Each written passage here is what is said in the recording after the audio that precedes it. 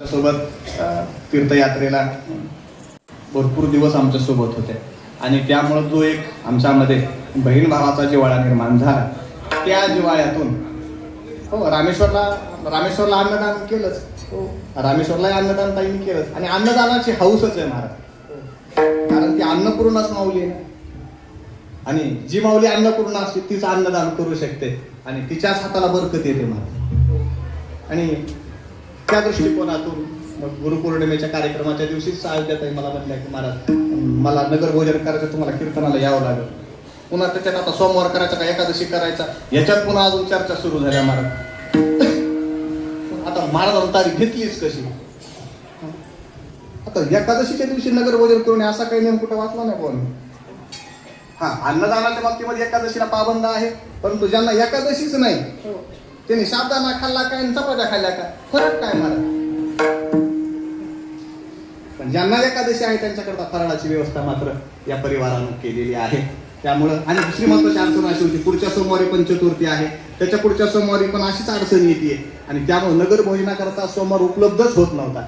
म्हणून सर्व बाजूनं नाईलाज झाला आणि त्या दृष्टिकोनातून मग याची कीर्तन सेवा या ठिकाणी झालेली सेवा रामनाथाच्या करणारी या ठिकाणी समर्पित आहे. पुन्हा एकदा जमलेली सर्व गुणजन मंडळी, आदरणीय संपूर्ण कराड परिवार, आमच्या अयोध्याताई, आमचे दाजी आणि आदरणीय आमचे मुंडे गुरुजी, या सगळ्यांना या ठिकाणी मनपूर्वक धन्यवाद देतो. सुंदर अशी साऊंड सिस्टीम ज्यांनी बहाल केली त्यांनाही धन्यवाद, सोबदार दादालाही धन्यवाद. झालेली सेवा याच ठिकाणी पूर्ण चालली. किसन आप्पा कराड त्यांना डबल तारीख कधी देतो कळालं नाही का? एखादा कीर्तनकार दुसऱ्यांदा तारीख त्या गावाला कधी देतो जेव्हा त्याचं पाकिट मनासारखं असतं. पाकिट जरा कमी झालं की मग लगेच बहाणे करतो, नाही नाही माझी तीर्थयात्रा चालू ऋषिकेशला आहे, हरिद्वारला जाणार आहे.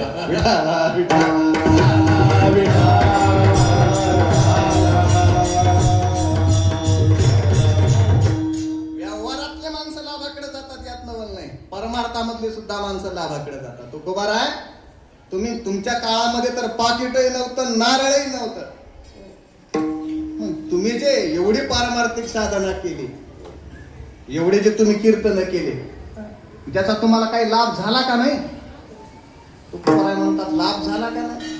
अवघे होते लाभ एका या कीर्तने, नाम संकीर्तने गोविंदाच्या, ते प्रमाण आहे. आणि अवघे होते लाभ एका या कीर्तने पण, दोन्ही पण प्रमाण आहे.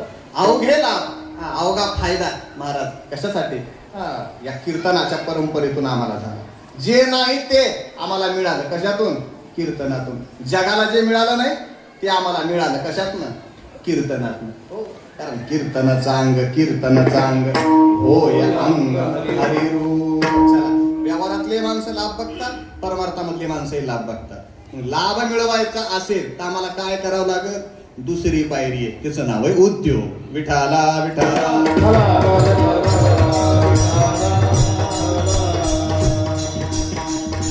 उद्योगाशिवाय आपल्याला लाभापर्यंत जाता येणार नाही. लाभ मिळवायचा आहे, फायदा मिळवायचा आहे, उद्योग करावा लागेल. कारण शास्त्रकार असं वर्णन करतात की झोपलेल्या सिंहाच्या मुखात शिकार मनानं येत नाही, त्याच्याकरता सिंहाला 4 पावलं झटावेच लागतात. दे रे हरी पलंगावरी, कोण म्हणलं मोबाईलवरी? मोबाईल वाले सगळे मला आता जंगलात भिडायले. विठाला विठाला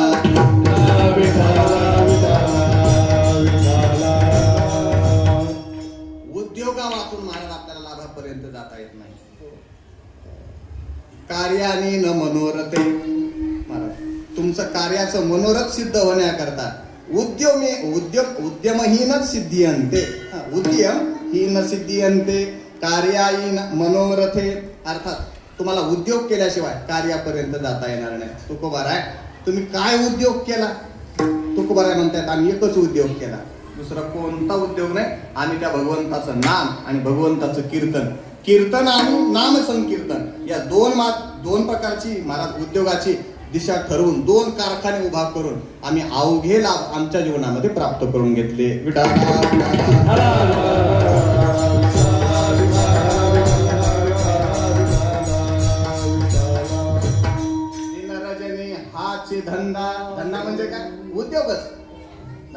उद्योग गोविंदाचे पवाडे आणि हा उद्योग केला. नेनो आणि काही धंदा नित्य तसे गोविंदा नित्य गोविंदा नित्य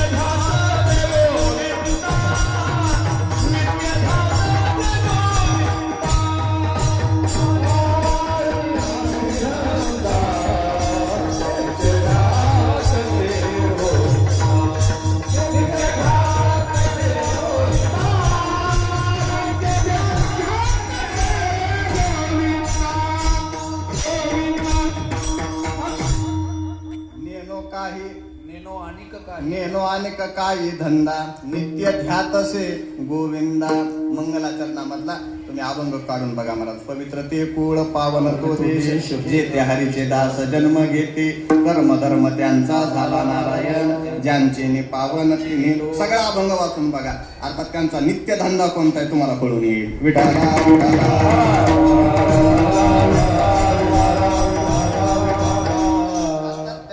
संताचाही धंदा सांगितलाय आणि त्याच्यामध्ये देवाचाही धंदा सांगितलाय. सजन कसाया विपुलागे मांस माळ्या सावत्यास गुरुकुलागे नरहरी सोनारा. धंदेत बर का हे संतांनी केले. देवाने सुद्धा त्या धंद्यामध्ये त्यांना मदत केली. चला लाभापर्यंत जायचंय. उद्योग करावा लागेल. उद्योग केला पण उद्योग उभा करण्याकरता भांडवल लागल ना. भांडवला वाचून उद्योग नाही आणि उद्योगा वाचून लाभ नाही. तुकोबार आहे.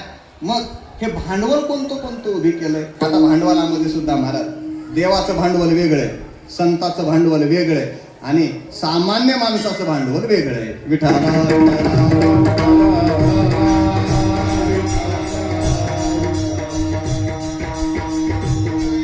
गाथेमध्ये देवाचं भांडवल सांगितलंय महाराज. ते तुमच्या माझ्यासारखे सकाम भक्त देवाकडे जातात ना भक्ती करून. भक्ती ज्याची थोडी पूर्ण विषयाची गोडी असे जे भक्त आहेत ना जेव्हा देवाकडे जातात त्याला देण्याकरता देवाने स्वतःजवळ भांडवल ठेवले नाही. तुकोबार आहे म्हणतात देवा रिद्धी सिद्धी हे तुझे मुख्य भांडवल ते तो आम्हा बोल भक्ती पुढे. देवा आम्हाला रिद्धी सिद्धीच्या भांडवलानं तू आम्हाला बेजार करायचं नाही. आम्हाला रिद्धी सिद्धीची लालूच तू आम्हाला दाखवायची नाही. ती लालूच सामान्य लोकांना तू दाखव. देवाचं भांडवल रिद्धी सिद्धी आहे. मला सामान्य लोकांचं भांडवल काय म्हणजे सामान्य लोकांचं भांडवल तसे 2-3 भांडवल तुकोबाराने गाथेमध्ये सांगितले. सामान्य लोकांचे भांडवल कोणते. पहिलं भांडवल आहे चाडी चोरी आणि शिंदळकी. विठाला विठाला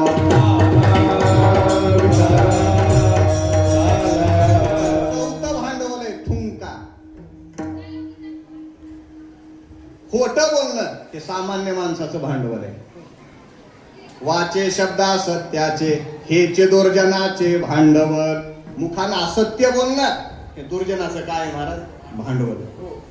दुर्जन कधीच वादनं सत्य बोलत नाही आणि समजा दुर्जन वाणीनं सत्य जरी बोलला तरी ते असत्य झाल्याशिवाय राहत नाही. विठाला विठाला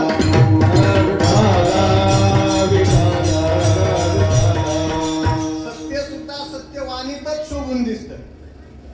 सत्य सुद्धा सत्यवाणीतच शोभून दिसत महाराज. जर सत्यवाणीतनं असत्यवाणीतनं सत्य बाहेर पडलं तर त्या सत्याला किंमत प्राप्त होत नाही. असत्य बोलणं हे दुर्जनाचं भांडवल आहे. चाडी लावणं हे दुर्जनाचं भांडवल आहे. काय झालं शाळेतून ड्युटी करून नेमकंच मॅडम घरी आल्या आणि मॅडम घरी आल्यानंतर पोरानं आपल्या आईला विचारलं मम्मा एक विचारू का. आणि विचार मला त्या शेजारच्या आंटीचं नाव डार्लिंग आहे का. आई म्हणली मूर्खा तुला कोणी सांगितलं. ते पोरगं म्हणलं आई तू शाळेला गेलेच की पप्पा त्याच नावानं आंटीला हाक मारतात. लावली साडी बघा. कळालं नाही का तुम्हाला. घरी गेला विचार करा. विठाला विठाला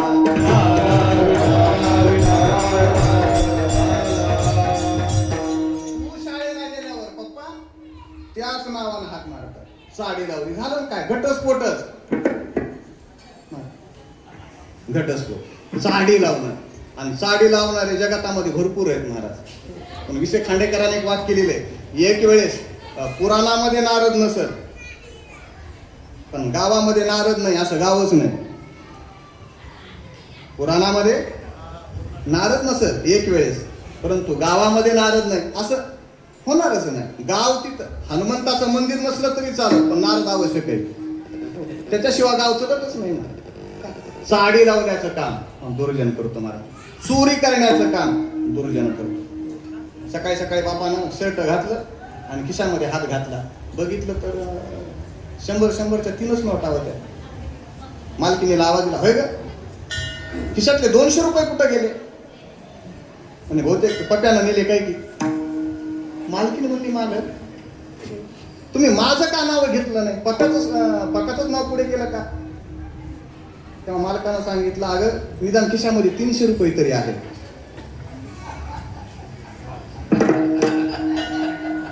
निदान खिशामध्ये 300 रुपये तरी आहे. जर पप्प्यानं नेले नसते तू नेले असतेस तर खिशामध्ये दमडी सुद्धा राहिली नसते. काही माणसं गावात चोरी करतात यातनं वर नाही, असे माणसं घरात चोरी करतात मला. आणि तिसरं भांडवल जे दुर्जनाचं सांगितलंय त्याचं नाव आहे थुंका. जाय तिकडे पिढी लोका, चोरी भांडवल थुंका, भेद झाला तुका, वरमाही थांबली. जाय पिढी लोका, चोरी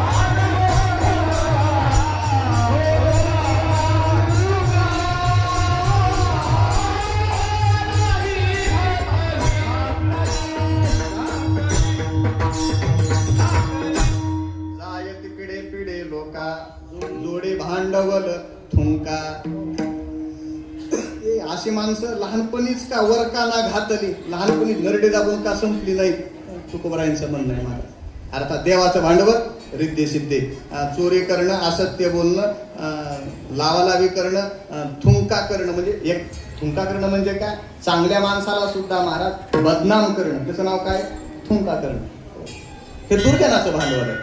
मग तसं संतांचं सुद्धा भांडवल आहे महाराज. संतांचं काय भांडवल आहे? संतांचे 2-3 भांडवल आपल्याला सांगता येते. देव संतांचं भांडवल आहे, विश्वास संतांचं भांडवल आहे, सेवा संतांचं भांडवल आहे. विठाला विठाला विठाला,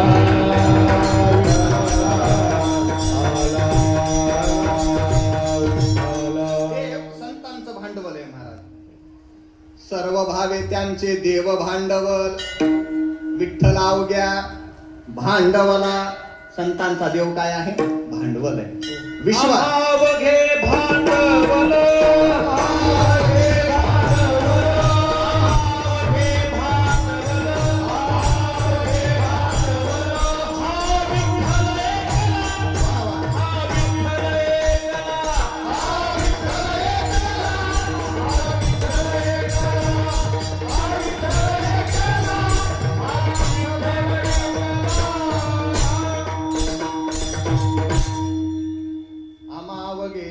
भांडवल हा विठ्ठल एकला. मला देव संतांचं भांडवल आहे, विश्वास संतांचं भांडवल आहे. तरी विश्वास भांडवल गाठी तरी विश्वास, झालो ते झालो निश्चय. हो, नाटामध्ये तुकोबारांनी सांगितलं विश्वास हे संतांचं भांडवल आहे आणि सेवा हे संतांचं भांडवल आहे. संत महात्मे सेवा या भांडवलाने संतांच्या पर्यंत जातात. भांडवलाचाच विचार केला तर व्यक्तिगत भांडवल आणि तत्वगत भांडवल असे 2 प्रकार करता येतील.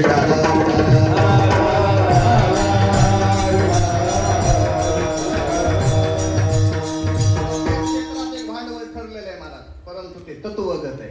ज्ञान मिळवायचंय, भांडवल काय?